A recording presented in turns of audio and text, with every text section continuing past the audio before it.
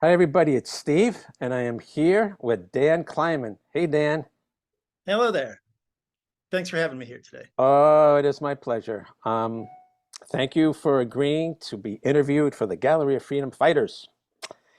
So, speaking of freedom, let me start by asking you this question.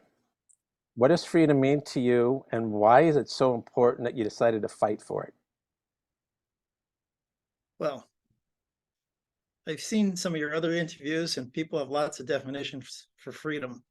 My definition is the freedom of your children to grow up and be children and not be pushed into a world filled with adult topics for which they're not ready and that they're being introduced to by people who don't care about them and don't know about them. Okay. That's, And yes, yes. yeah, so that's the problem with freedom, is that one side sees the freedom as the freedom to do inappropriate things with your children, and I see it as the freedom to do the right thing by your children and to stand up for their freedoms not to be harmed while they're in schools or public libraries. I've been doing this for almost a quarter of a century. What initially got you started 25 years ago? Initially, I was I had listened to Dr. Laura on the radio, and Dr. Laura said that librarians were trying to push pornography onto children, onto school children. And I said to myself, that's crazy. Nobody would ever do that. No librarians are doing that. Nobody's ever going to do that. That's just ridiculous. And I literally stopped listening to her that day uh, because that was just too far-fetched. And then when my kid went to elementary school, in kindergarten, and brought a book home for me to read, I said to myself, this is it. I've reached the top. I have a beautiful wife, a house in the country, and now I have to read to my kid going to public school. It's like the American dream. And so I began to read to my kid, and within seconds, I could see that it was completely inappropriate reading for the kid. And like things like, ooh la la, she said in a lusty voice, skinny dipping on a date with three guys at the same time. I mean, how inappropriate is that? I It sounds funny now. It's tame to compare to what goes on now. But I brought Yeah. the principal's attention. And she said, it was twice as bad as what you reported it to me as, and I'm removing it from the school. I said, okay, well, why'd you give it to my kid? Well, one, it was multicultural, and two, it was approved by the American Library Associations on a list for kindergartners, and our librarian is an ALA member. And Dr. Laura came back into my mind immediately because I stopped listening to her because she said this kind of crazy stuff, and now it was happening to my kid. So I decided to go to my town library, and sure enough, there was a website in the town library called Fun Sites for Kids and Teens. And one of these fun sites for kids and teens was a Columbia University uh, thing called Go Ask Alice. And that's where you can learn to do things like hang yourself in order to get a better orgasm. I'm not making this up. This is how the Yeah. actor David Carradine died. Um, Yeah. I subsequently learned that a library director reported to me that one of the children in her library died from this very reason by looking at this very website, again recommended by the American Library Association for Kids. And these are literally harmful policies, and nobody's doing anything about it.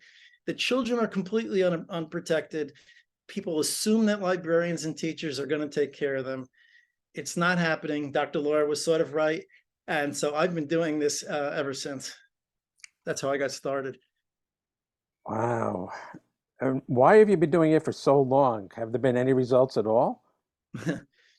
Well, there have been results. There have been a number of results. Some of them are too small to become news or anything like that, because I'm just one guy against a behemoth organization that gets $22 million from the Mellon Foundation and 1.5 million from the Soros Foundation, and so on and so forth. It's just me working in my spare time, right? I'm just one of these families, one of these parents around the country who finally sort of wakes up and decides to do something about it. But I have had some kind of wins here and there. Mainly it's people coming to tell me thank you for the information you've provided. Based on that, I've been able to do X, Y, and Z, which has prevented something from happening. For example, one library was considering adopting the American Library Association's Library Bill of Rights. And based on the information that I provided, the library decided not to adopt the library's Bill of Rights, because that is the source of all the problems when it comes to libraries. So it's a small win. It doesn't make big news, but it's a small win. But now I'm going a little bigger, and I've just started something called World Library Association. I got to tell you, people are drooling to join it. I don't know how else to put it. They're finally happy that there's going to be an alternative to the American Library Association, one where they can use common sense and follow the law instead of the way it is under the American Library Association, which is where if you don't do what the people in Chicago, Illinois say, you're going to lose your job, and we'll get somebody in there who will do what the people in Chicago, Illinois say. It's essentially what it is. Those days are going to be over very soon. I just started this past week, maybe week and a half. We already have something useful on the website, a materials reconsideration form that allows you to file a request with a library without having to fill out all those extra questions that the American Library Association has designed to intimidate people from complying with their First Amendment rights to redress of the government. So that's what I'm doing lately, and I'm hoping that's going to really take off. And I'm doing a team of people, which is why, I've been a father for all these years, and I still am, of course, but now I'm working with a team of people at World Library Association, and as such, we're going to work together to make this thing grow and do what we need to help communities restore common sense and the law to local communities instead of just following what Chicago, Illinois says. You obviously have a lot of stamina to do this for 25 years, and now to bring it even to the next 10 levels with a world organization. What keeps you going? What keeps you strong? Diversity. I have a diversity of backgrounds. I can do computer programming. I can do legal stuff. I'm a patent attorney, trademark attorney. All these various skills play together to build what's happening today, essentially. Public speaking, even if I'm saying and a lot. Sorry, have to go back to Toastmasters. But that's it. It's a diversity of a background and a caring for the children and to being able to see that these children, finally seeing, even though I didn't believe it at first, these children are at the whims of who's ever in the school or the school library and giving them inappropriate stuff. That's exactly what's happening now. And so that drives me, because somebody has to do this. Otherwise, we step back and it just keeps rolling like it is right now over the United States. Kids are being sexualized at great rates with completely inappropriate material that we can't even discuss or show on this program because it would probably get you violated or kicked off of YouTube or whatever. It's true. No, yeah. For example, when Governor Ron DeSantis was talking about how banned books was a hoax, he showed some signs. He held up some signs, and the signs showed the pictures of these books with no covering over them. And the news stations had to cut away from the governor's conference because you can't show this stuff on TV. Kids get it in schools. Right. The National Library Association recommends it, gives it awards, and spreads it throughout all the schools as much as possible. Wow. But you can't talk about it on TV. This is the kind of stuff that we're dealing with. So this is why what keeps me motivated is that somebody has to do something. I've been doing things. I'm now starting things with a group of people, and hopefully it'll go on forever as World Library Association grows. I hope so. You've used the word inappropriate a few times, and you said this kind of stuff. I mean, that sounds kind of light. Are you willing to call it evil? The second you step into evil, then the people who oppose you are going to say he's a Christo-fascist, if I could quote one of them, right? So I don't have to go there. What the World Library Association is going to do is going to go where the law says, right? The law, for example, in Board of Education versus PICO, says that books that are educationally unsuitable and pervasively vulgar may be removed from a school library immediately, right? So that's what I base World Library Association on. It's just following the law, not on a God, not on morality, not on whether I think it's pornography. Okay, I don't care if it's pornography. I mean, that's not that I don't care. It's more like it's irrelevant to the argument that that the Board of Education versus PICO allows you to remove books from schools. Obscenity is another irrelevant argument. In fact, it's highly relevant to librarians because they know that obscenity is a loser case for all parents. That's why they emphasize about obscenity. That's why they talk about things like genderqueer as the book is not obscene because it's not, you haven't considered it as a whole, which is a word that comes from California versus Miller, the obscenity case that doesn't apply, right? And also a judge has to find it obscene and remove it. So they know this is an impossible hurdle, obscenity. So I don't even discuss obscenity. I don't discuss pornography. I don't discuss evil. I don't discuss morality. It's irrelevant. We just want to follow common sense and the law and community standards. And this is why everybody supports us, not just conservatives, right? Lately, I've been labeled in the media, like in Wyoming Public Radio at NPR station, as the conservative alternative to ALA. We're not the conservative alternative to ALA. We're the common sense and law-abiding alternative to what ALA has become. That's what we are. We're not just for conservatives. Everybody supports keeping children from inappropriate material, for example. Everybody supports keeping librarians, having them be able to work in safe work environments and not sexually hostile work environments, because of the American Library Association policy that says you have to allow porn in your library, or you should allow it in your library because filters supposedly don't work. Okay, so librarians are getting harmed, communities are getting harmed, children are being harmed by policies of the American Library Association. We are the common sense and legal alternative, not just the conservative alternative. So That makes a lot of sense. I get your point too. yeah. So are you saying that librarians are actually putting up with a sexually hostile environment with the availability of this stuff in their workplace, but are afraid to do anything about it because if they blow the whistle, they're going to get fired? Yes, I have one librarian in mind, for example, who actually went to her manager and said, "Look, these people are viewing this pornography regularly. They're harassing me on a regular basis. You gotta get rid of the pornography and put on filters." And the director said, "Look, don't let the door hit you on the way out. They have a First Amendment right to view that," which they don't.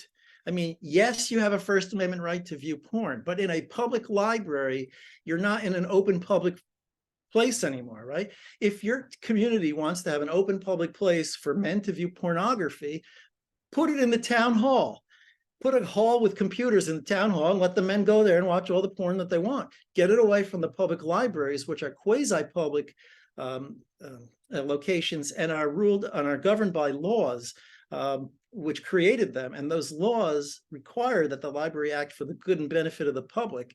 And having porn viewing in a public library, including child porn viewing, something the American Library Association defends and gives intellectual freedom awards to, has nothing to do with the good and the benefit of the public. In fact, it harms the public. So it's literally illegal if you think about it under the law.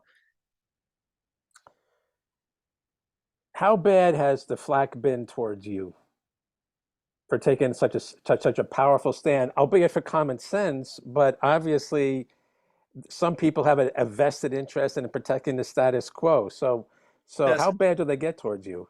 Well, for starting the World Library Association, I have been labeled as mentally ill. It's amazing, right? I'm mentally ill, right? You're not supposed to say inappropriate things like that, like you're just mentally ill. It's not the thing you say, right? You use other language now. But when it comes to hurting people like me, there's never a limit on what these kinds of people will do.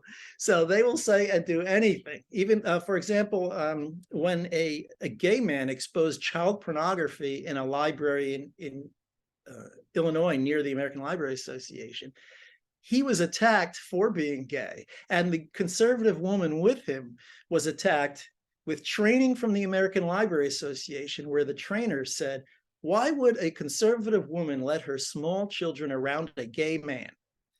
Could you imagine anybody saying that and getting away with it? Well, that lady said it. She got away with it. And then the ALA rehired her for more training. And when that became public, she actually quit because she couldn't take it any longer, even though the ALA wanted her. So they're literally rehiring homophobic people. This is the problem with the American Library Association. They will target anybody and everything. Intersectionality doesn't matter. They're just interested in that one goal, children. And they're going to sexualize them no matter what it takes, who gets in the way. If you have to make fun of gay people, if you have to make fun of mentally ill people, they're going to do it. That's horrible. So how do you deal with this stuff? Do you have you, is it just a question of having thick skin, or does it get to you like at 12 midnight when you're lying there like, oh God, who needs this stuff? It has never gotten to me. It has every time. It always made me feel better. You know, the more flack you get, the more you're over the target.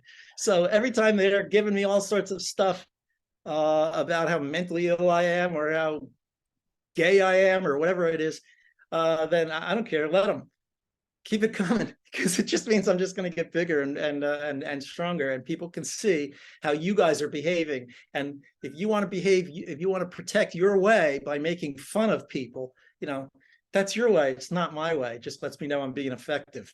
Wow. And my family really admires what I'm doing too. There's that as well. Everybody knows that protecting children from this kind of harm is inappropriate. Polls show this kind of stuff. Rasmussen polls, Harris polls. The only people that are in favor of sexualizing children is this little tiny narrow minority of librarians who are at the American Library Association sexualizing people, which is the exact reason why they go around and talking about how a little tiny minority of parents don't want your kids to read books. It's, what do they call that? Gaslighting. It's fake. They're the little tiny minority and we are the majority. So this is the kind of stuff you get from the little tiny minority at the American Library Association. And we're going to overcome that eventually at World Library Association and generally as communities begin to wake up and restore their libraries to common sense and the standards of law. That's a wonderful crusade you're on. It's going to take some time, obviously. Um, in several decades from now, when you have great great grandchildren, what do you want them to know about this work you've been doing? And how do you, what is your legacy? How should you be remembered? I don't care how I'm remembered. I just care that children will not be sexualized in schools and in public libraries. That's the legacy. I don't care if people remember me or the World Library Association. Who cares? The goal is, I have the same goal as the American Library Association. Children, only mine is the exact opposite of theirs. Mine is to protect them from harm. Theirs is to push it on them. And in fact, this is why this is why World Library Association is needed. One, to wake up parents to what's going on and wake up legislators and donors and things like that. Two, to get a team of people together so it's not just me anymore. And I'm doing very well on that. Newspapers are already writing about us. We were in NPR in Wyoming yesterday. One of our members was mentioned in an NBC News story just a day or two ago.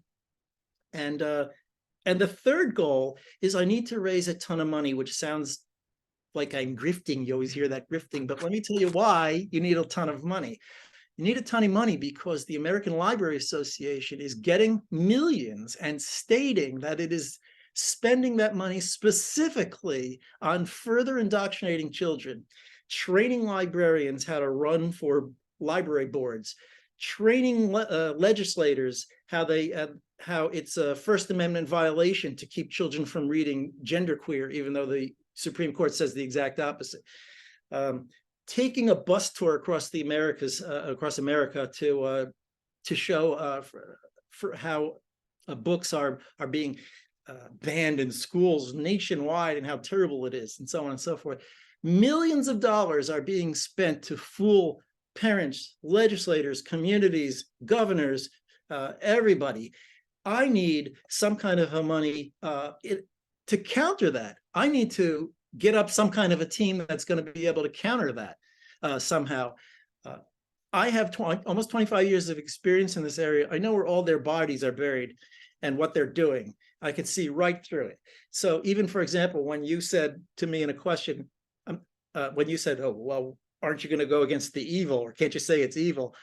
Even I didn't fall for that. I said, no, evil is not the point, right? It's not a God thing. It's just what's right by the law. I know how to stick to the issues and keep it positive and keep it focused on common sense, community, and the law. And I know where the other side hasn't. So if anybody's going to properly spend some money to stop the American Library Association from sexualizing children nationwide, it's needed now, and I'm the one to lead it.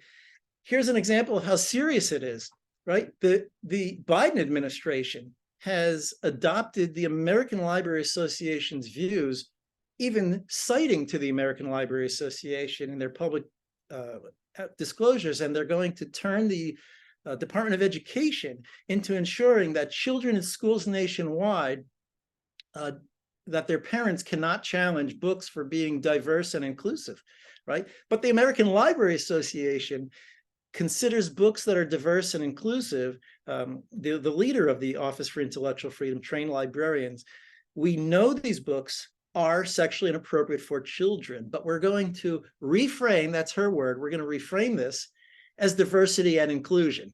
So when they talk about diversity and inclusion, they don't mean what we think of as diversity and inclusion. They mean what they think of as a diversity and inclusion, which is not. And every kid is going to get the same sexualization exposure that they can possibly do. The US Department of Education is passing that now. There's states passing a law called the Right to Read Act, a made-up thing from the American Library Association over 50 years. And Illinois has already passed it. Other states are working on it. That's going to make the Library Bill of Rights, which embeds the word age from a radical 60s sociologist into the Library Bill of Rights. This is what's sexualizing children nationwide. So this is a serious threat that's going on. Somebody's got to say something about it. It's the World Library Association, and we do need some big donors to help us out to fight back against this, or all of our children are going to be sexualized by these people. I get it. We got to get you some donors. Dan, you are the guy, and I'm grateful that you shared this. I'm grateful that you told your story, and I'm grateful that you so effectively, in not a lot of words, but with a lot of emphasis, gave us the exact scope of the problem. More power to you, and I know that people watching this are going to be moved. So please be sure that when you give me your personal commentary, you give me contact information, because they're going to reach out to you. Okay. All right, Dan, thank you so much for joining us. Thank you. I really appreciate it. You're welcome.